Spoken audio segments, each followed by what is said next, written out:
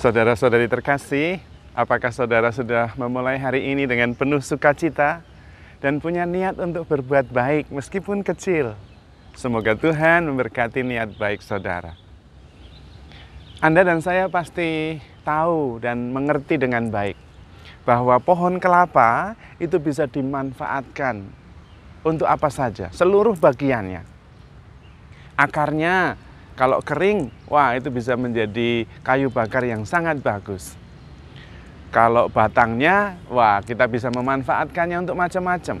Bahan bangunan yang kuat, untuk tiang penyangga, apa saja.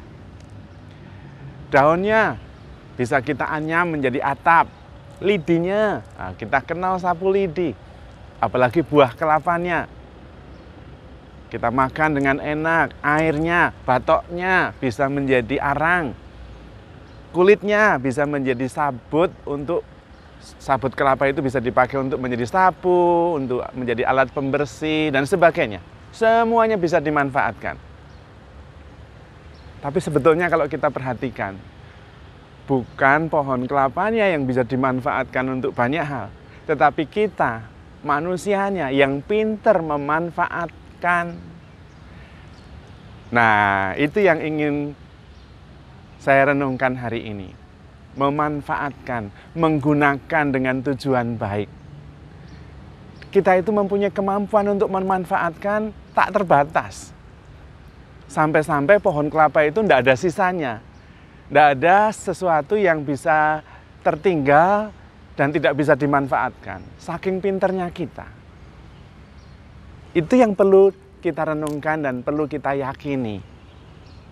Lalu kita terapkan untuk hal yang lain. Terutama untuk hidup kita. Kita menggunakan prinsip use it. Memanfaatkan segala sesuatu untuk hidup kita. Karena kita bisa. Yang saya maksudkan adalah baik peristiwa baik maupun peristiwa tidak baik, yang positif maupun yang negatif, bisa kita manfaatkan untuk kebaikan kita. Karena kita yang berkuasa memanfaatkannya. Kita yang mengendalikan hidup kita. Orang baik kita manfaatkan sebagai teladan. Supaya kita menjadi makin pribadi yang baik. Menjadi pribadi yang makin baik. Orang jahat kita manfaatkan untuk belajar. Jangan mengulangi kesalahan yang sama. Peristiwa yang baik kita syukuri, kita manfaatkan untuk bersyukur. Peristiwa yang tidak baik kita manfaatkan untuk menjadi lebih kuat, lebih tangguh menghadapi kesulitan. Intinya, use it. Gunakan dan manfaatkan untuk pertumbuhan pribadi kita. Supaya kita menjadi versi terbaik diri kita. Dan kalau sudah bisa seperti itu, berarti pertama, kita berkuasa atas hidup kita. Kita mengendalikan perasaan kita, pikiran kita, dan hidup kita sendiri. Hidup kita tidak ditentukan oleh lingkungan orang lain atau peristiwa. Karena kita bisa memanfaatkannya. Dan kita itu pandai sekali memanfaatkan apa saja. Salah satu contohnya, ini mungkin contoh ekstrim, tetapi bisa membuat kita sadar. Ini yang penting. Dan kita bisa belajar memanfaatkan apapun juga. Supaya kita tidak pernah mengalami kemunduran. Tetapi yang ada adalah pertumbuhan, makin baik, makin bijaksana, makin mendekati versi terbaik kita masing-masing. Contohnya adalah kisah The Three Laughing Monk. Bahasa Indonesianya apa ya? 3 biarawan yang tertawa. Kisahnya zaman dulu di daratan Cina sana, ada 3 biarawan yang terkenal sebagai laughing monk. 3 orang biarawan yang selalu tertawa. Dia pengajarannya ya tertawa. Gaya hidupnya ya tertawa. Tidak mengajarkan apa-apa dengan yang lain kecuali dengan tertawa. Jadi dia masuk suatu desa, lalu kemudian mereka bertiga lalu mulai tertawa, terbahak-bahak. Yang mengalir dari hati yang sungguh bahagia, bukan tertawa yang dibuat-buat. Dan mereka sungguh-sungguh menikmati rasa bahagia itu dengan tertawa terbahak-bahak, terus-menerus. Dan warga kampung yang melihat heran, tetapi kemudian tersenyum paling tidak. atau malah bahkan kemudian ikut ketawa. Karena 3 biarawan ini yang tertawanya luar biasa.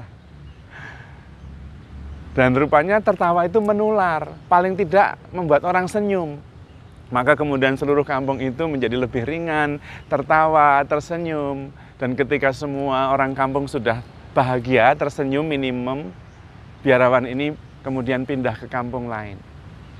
Dan melakukan hal yang sama. Maka mereka bertiga terkenal menjadi 3 biarawan yang tertawa. Karena cara pewartaannya hanya tertawa saja. Pengajarannya ya tertawa saja. Sampai dia terkenal di seluruh daratan Cina. Nah, suatu ketika biarawan ini salah satunya meninggal. Maka penduduk desa banyak yang kemudian bersedih dan ingin melihat apakah 2 biarawan yang biasanya tertawa itu bersedih juga. Maka mereka datang ke tempat biarawan itu meninggal. Dan para penduduk itu terkejut karena biarawan yang 2 yang masih hidup itu tetap saja tertawa, tidak bersedih sama sekali. Sampai akhirnya ada yang penasaran dan kemudian menghentikan biarawan itu karena penasaran. Kenapa kalian tetap tertawa karena padahal saudaramu meninggal? Dan mereka berdua untuk pertama kali berbicara kepada penduduk desa. Sambil tersenyum dan sedikit tertawa, mereka berdua mengatakan, dia baru saja menang taruhan. Dan penduduk desanya heran, loh taruhan apa? Baru saja dia bertaruh, ayo siapa dulu yang akan mati, nanti yang kalah harus memakamkan. Dan dia menang, ketawa lagi mereka berdua. Dan memang kemudian di dalam makam itu ditulis, tidak ada sesuatu pun di dunia ini yang bisa mengganggu saya.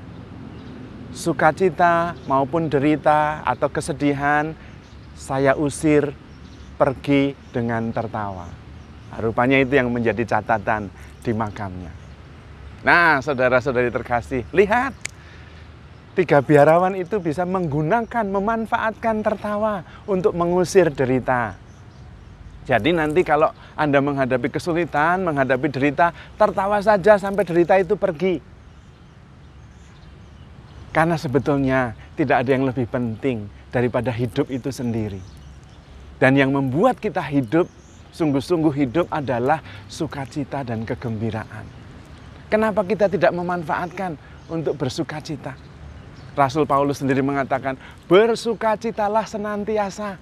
Senantiasa. Itu berarti juga dalam senang, dalam susah, bersukacita. Dan bisa, karena kita itu pandai sekali memanfaatkan apapun juga untuk membuat hidup kita itu penuh, utuh, dan bahagia. Karena tidak ada satupun yang lebih penting di dunia ini kecuali hidup itu sendiri. Dan mari kita memanfaatkan apapun supaya hidup kita sungguh-sungguh hidup dalam kepenuhannya. Kalau begitu bisa juga memanfaatkan pasangan saya yang menjengkelkan untuk hidup saya lebih bahagia, Romo. Bisa. Jadi kalau pasangan Anda menjengkelkan, senyum saja dan terima kasih.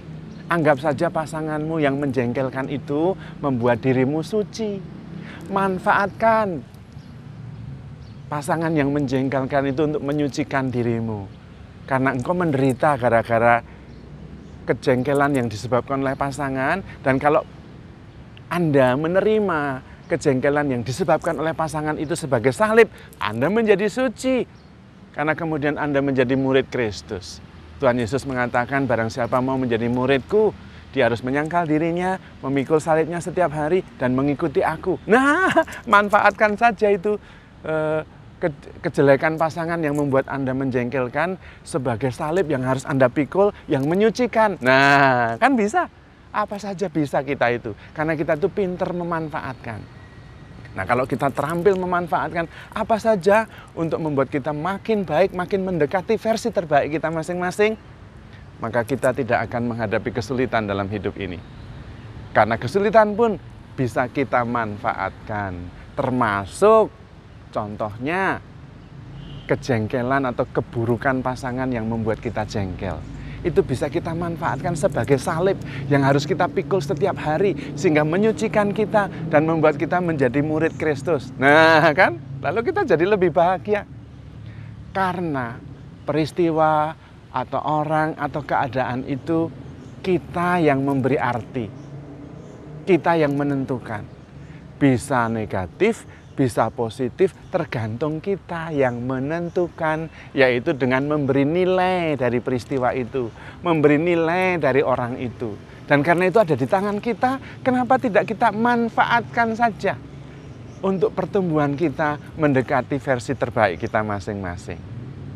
Apalagi Tuhan mengasihi kita begitu besar, apalagi Tuhan menemani kita sepanjang masa.